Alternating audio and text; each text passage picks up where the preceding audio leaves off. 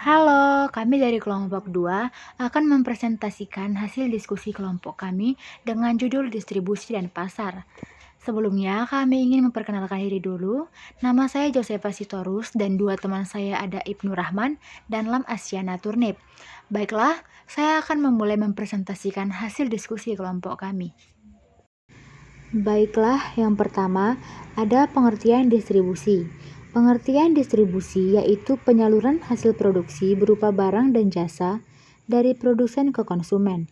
Pihak atau orang yang melakukan kegiatan distribusi disebut distributor. Distribusi juga dapat diartikan sebagai kegiatan pemasaran, memperlancar, dan mempermudah penyampaian barang dan jasa kepada konsumen. Apa saja sih fungsi distribusi? Nah, fungsi distribusi terbagi menjadi dua, yaitu fungsi pokok dan fungsi tambahan.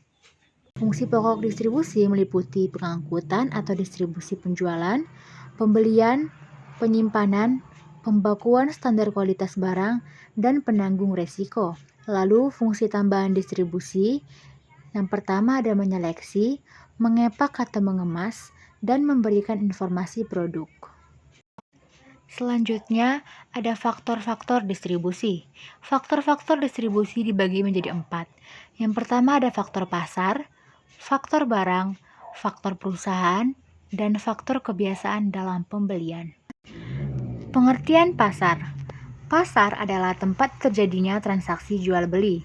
Pasar merupakan wadah untuk memenuhi kebutuhan manusia, baik pembeli ataupun si penjual. Interaksi yang terjadi di dalam suatu pasar dinamakan kegiatan ekonomi.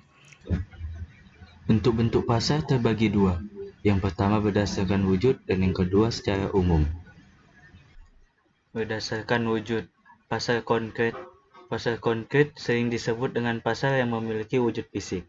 Artinya, bahwa pasar konkret itu memperlihatkan suatu kenyataan di mana para penjual dan pembeli bertemu secara langsung dan bertatap muka. Produknya baik barang maupun jasa sudah bisa dilihat dan dirasakan. Yang kedua, pasar abstrak. Pasar abstrak adalah pasar yang tidak nyata atau yang tidak memiliki wujud fisik. Secara umum, pasar terbagi menjadi dua. Yang pertama, pasar persaingan sempurna, dan yang kedua adalah pasar persaingan tidak sempurna. Pasar persaingan sempurna. Pasar persaingan sempurna adalah pasar yang memiliki sebuah mobilitas yang sempurna dari sumber daya yang ada, serta dilengkapi oleh pengetahuan yang baik dari penjual dan pembeli. Sehingga hasil dari interaksi tersebut yang berupa harga pasar benar-benar real dari interaksi antara keduanya. Ciri-ciri pasar persaingan sempurna. Yang pertama, pembeli dan penjual dalam jumlah yang sangat banyak. Yang kedua, produk baik barang dan jasa yang diperjualbelikan bersifat sejenis atau homogen. Yang ketiga, untuk penjual dan pembeli memiliki kebebasan untuk keluar dan masuk dalam pasar. Kelebihan pasar persaingan sempurna. Yang pertama, harga suatu produk yang dihasilkan bersifat logis. Yang kedua, persaingan antara produsen terjadi secara sehat karena produk yang diperjualbelikan bersifat homogen. Yang ketiga, konsumen atau pembeli memiliki keleluasan untuk keluar masuk pasar secara bebas. Kelemahan pasar persaingan sempurna. Yang pertama, pilihan terhadap produk baik barang atau jasa sangat kurang karena produknya bersifat homogen. Yang kedua, inovasi dari produsen sangat kurang karena produknya dijual sama. Yang ketiga, hanya terjadi dalam keadaan atau kondisi perekonomian yang ideal. Selanjutnya, pasar persaingan tidak sempurna. Pasar persaingan tidak sempurna merupakan kebalikan dari pasar persaingan sempurna. Jika pasar sempurna di dalam penjual dan pembeli tidak bisa menentukan atau menetapkan harga, dalam pasar persaingan tidak sempurna, penjual dan pembeli yang ada di dalamnya bisa mempengaruhi harga pasar. Pembagian pasar persaingan tidak sempurna.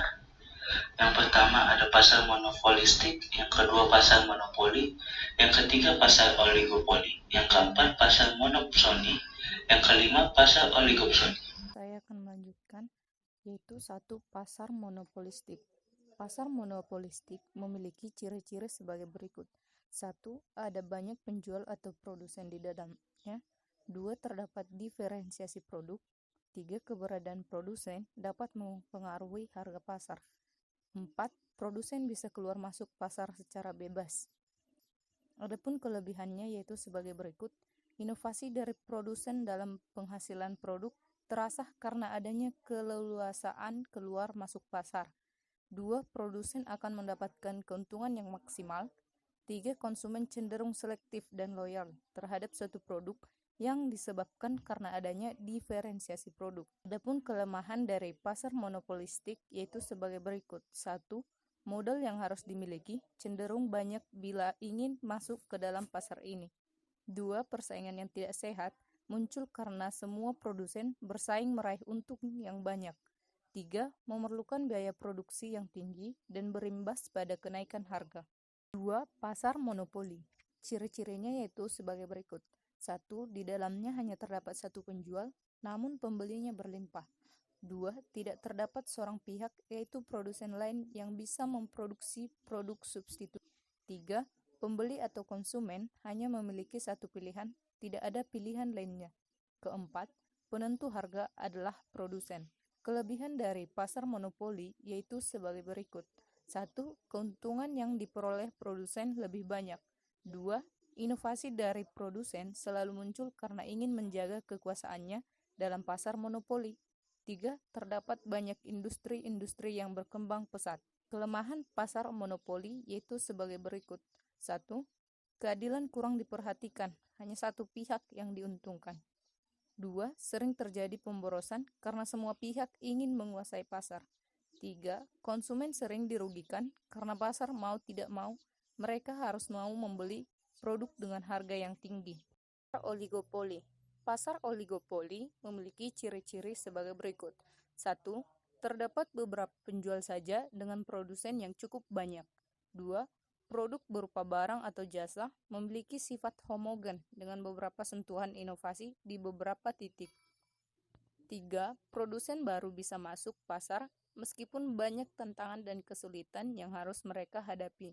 Kelebihan dari pasar oligopoli yaitu 1. Industri atau badan usaha yang ada di dalamnya bisa mengembangkan sesuatu yang dimilikinya dengan perpaduan kemajuan iptek sehingga akan menghasilkan sesuatu yang baru. 2. Penjual diberikan keleluasaan untuk menentukan harga. 3. Dana untuk pengembangan dan penelitian mudah ditemukan di dalamnya. Kelemahan dari pasar oligopoli yaitu 1. Keuntungan berlebih menjadi fokus utama dan harusnya bukan itu tujuannya, namun harus diarahkan untuk pengembangan dan pemberdayaan. 2. Tingkat keefisiensi dari produknya rendah. Pasar monopsoni. Pasar monopsoni memiliki ciri-ciri 1. Harga pasar ditentukan oleh pembeli. 2. Hanya ada satu pembeli. 3. Barang yang dijual adalah bahan mentah. Bahan dari pasar monopsoni yaitu sebagai berikut. 1. Kualitas dari produk terjamin keamanan dan kesehatannya. 2. Menekan biaya produksi yang cukup tinggi. Kelemahan dari pasar monopsoni 1. Pembeli sering memberi tekanan bagi para pekerja. Kedua, produk yang tidak sesuai dengan konsumen mungkin akan dibuang atau didiam. Pasar oligopsoni. Ciri-ciri dari pasar oligopsoni yaitu 1. Terdapat beberapa pembeli. 2. Harga pasar yang terbentuk cenderung stabil. 3. Barang yang diperjualbelikan adalah bahan setengah jadi. Kelebihan dari pasar oligopsoni yaitu 1. Penjual lebih diuntungkan daripada pembeli, karena satu penjual bisa berpindah dari pembeli satu ke yang lainnya. 2. Penjual memiliki perlindungan dari tekanan pembeli. Kelemahan dari pasar oligopsoni yaitu 1. Kualitas dari produknya kurang bagus atau tidak terjaga. 2. Tidak ada identitas pasti yang dimilikinya. Interaksi pasar.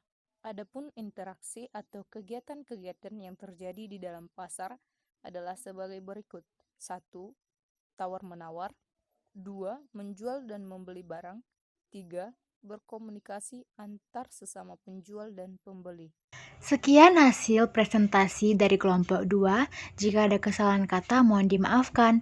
Dan jika ada dari teman-teman yang ingin bertanya, boleh di chat di kolom komentar ya. Dan jangan lupa subscribe-nya. Thank you.